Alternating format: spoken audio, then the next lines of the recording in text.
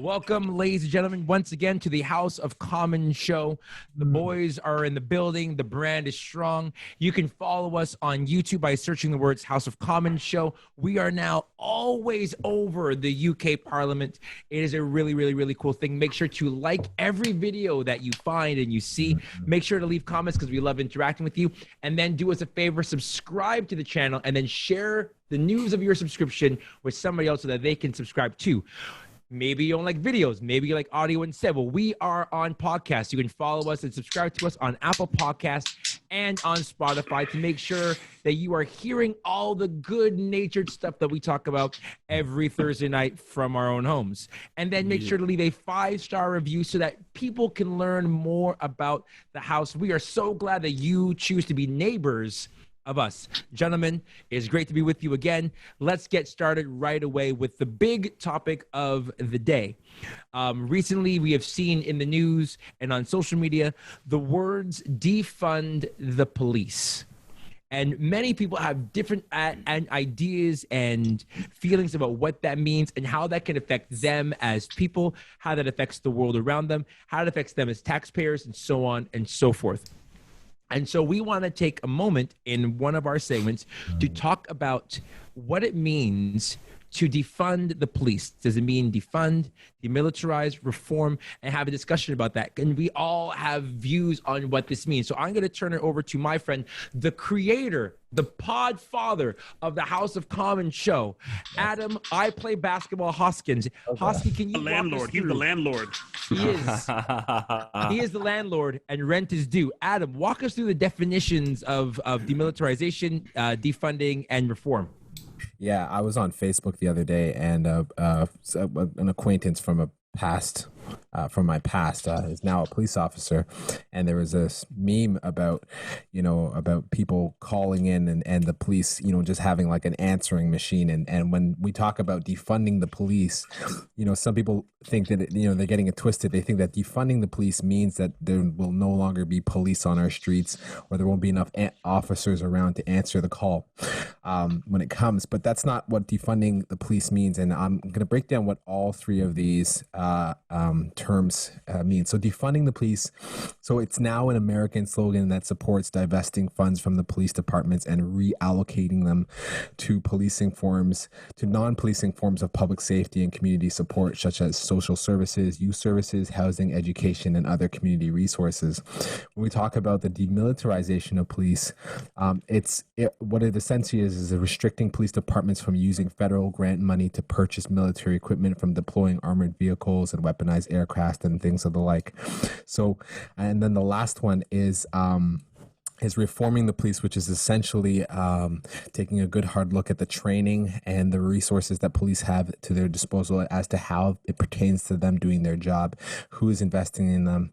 And then the final one that now is starting to surface is actually abolish the police, in which case that actually is probably the more accurate term of what people fear of, taking officers off of our streets and completely replacing them with social services that are specialized in the societal problems. So when we talk about that, we need to all be on common ground when we're saying this. So when we say defund the police, you don't think that we mean, we don't want police on our streets. Right. And I think that's a really good place to start, because for a lot of people, that's the argument when they see defund. And we live in a triggered society where naturally one word means something completely different in the mind of somebody else. And so again, it's really important that we set the ground floor for not only this conversation among us as brothers, but for you, the viewing audience, who might have different views of what these words mean, because words mean something and what we feel means something as well. So it's really important to set that ground floor up. Bart, why do you think people are arguing so much right now with the idea or the possibility of defunding? Yeah, it's very much a lot of what you just said. We live in a headline culture, and the headlines are what are grabbing people's attentions, but they're not reading the ideologies behind those statements. They're not reading what people are actually proposing and what people are actually looking to see happen. So I would say the biggest issue is lack of information and misunderstanding. It's a communication, it's a PR problem. We have to have people understand that for us to have a more holistic society, we need to have a better conversation about how we are being policed. So like Trevor Noah said in one of his statements in the past couple of weeks, that this is a social contract that we have. And right now we've identified that the social contract has been rooted in racism and rooted in prejudice. And we need to not, I'm not a fan of like abolishing the police at all, but I think that's what people picture in their head when they hear the conversation of we need to defund the police. But rather, I think we can better allocate some of the militarization aspect of the funds and put that in a place that is more helpful and stop things at a root cause. So you have one side of the group talking about root causes and systemic issues, and you have other side of the group thinking about it in dollars and cents and how we're going to strip away these cops' pensions and their salaries and their employment. So we have to find a middle ground, and that only way you're going to get there is if we understand what the terms mean and if we understand what the ideas are. I think that's the best way to understand what the argument really is about. Watson, all the way live and direct from somewhere in Toronto, Ontario, Canada. Fill us in, my man. What are your thoughts on that? Yeah, I'm out here in the streets in the six. I think, first of all, when we talk about abolishing the police, that's not happening. But I because it just can't. I think when we look at defunding the police, this whole entire thing, we really have to start and talk about first, what do we actually want the police to do? Because right now, if there's an accident on the streets, the police are there. Right now, if there's someone with a mental illness, you call the police, right? So what are we asking police to do in our city? The police budget right now is at $1.1 billion, and it's projected to go up in the next couple of years to 1.3 in 2022. And so, like, how do we reallocate that funding when we're asking police to do everything for us? You can look it up. That's public information. So just search Toronto Police budget. You'll see the presentation. Everything about Toronto Police is available. Just do a little research. Everybody out there on the internet, it's available for you. Freedom of Information Act governs that. They have to make everything public. So we got to look at, okay, so we're going to call 911 for anything that happens. So then if we're going to do that, then we need to start with the training. Toronto Police go through 24 weeks of training. Visit torontopolice.ca, click apply. 24 weeks of training, and in that training, I don't know how much of that is with dealing with people with mental illnesses. I think what we see right now is they pick up somebody with a mental illness and they drive them down to Cam H at the corner of Ossington and Queen, and that's it. So we gotta look at, okay, first, what are we asking them to do? Second, what are they being trained in those areas? And then third, how much is it going to cost? Because if we take away 10%, like the city of Toronto is talking about now, guess what happens? In about 6 years, it's going to go back up because the police are going to realize, hey, we need more resources. We can't have cops driving around by themselves in a car. It's a sad reality, but that's the world we live in. So I think we need to do, first and foremost, like I said, is reallocate their responsibilities and maybe take some of that money and put it elsewhere. But how do we do that, and how do we do that successfully is the real question. Yeah, so I'm kind of going to talk on both contexts, both from the U.S. context and also for the context here in Canada. So just going to the United States, the United States is the highest incarcerated country in the world. You're looking at around 2.4 million people out of maybe around 350 million plus people in the United States. Obviously, many of those people, unfortunately, are minorities. And so one of the issues that we're facing is, in my experience of living in both countries, obviously, the United States is a more of a military type of an actual, country, very militant. So in a country like that, I think that there definitely should be reform and militarization. So that needs to happen. And also what needs to happen is, just if you think about it, it's the old African proverb that it takes a village.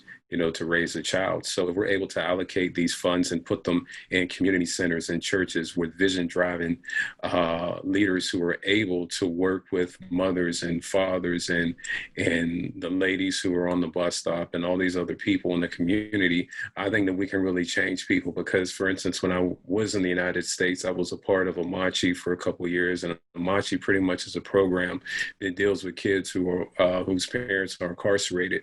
And so basically what happens is, at least in the United States, whoever the parents are who are incarcerated, jails are built from that. So if you have one parent who goes to jail, they're saying that their child is going to be incarcerated. So that's the issue when it comes to that. Now, obviously, if we're able to work with our leaders in our communities, and if teams and organizations are able to come together, I think that obviously, even with what Watson was saying, which is so true. I looked at Los Angeles. They're looking at, I think their budget last year was $10.6 billion, and I think their police was $1.6 billion. So again, that's the issue when you're looking at budgets of 10 to 20% who are on the police force, who are there to, as we say, serve and protect, and some are there doing a very good job.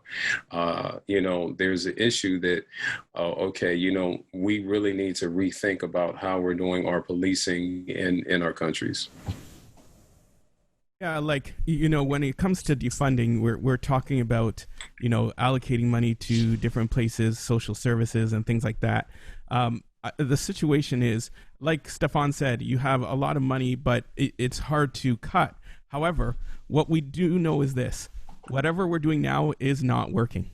Mm-hmm. Whatever we're doing now, it's not changing things. So something has to be changed.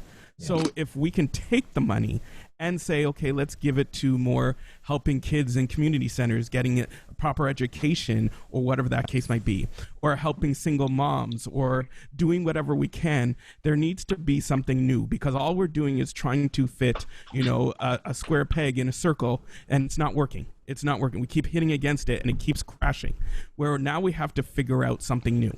Because if we don't, then we're going to continually have this same problem. We're going to continually have the protests and the anger, because we're not fixing the problem. We're not looking for something new. And I think some of the reason is because we're too lazy to think of something new. A lot of things need to be changed, whether it be police, whether it be school curriculum, whatever it is. But sometimes we're too lazy to change things, and we don't want to do that. So we just keep things the way they are, but it just causes more trouble, and we wait till everything fixes. Go ahead, Stefan. I was just gonna say, the problem, it's sort of like what we talk about when we talk about Mark Saunders, is that there's so many voices involved.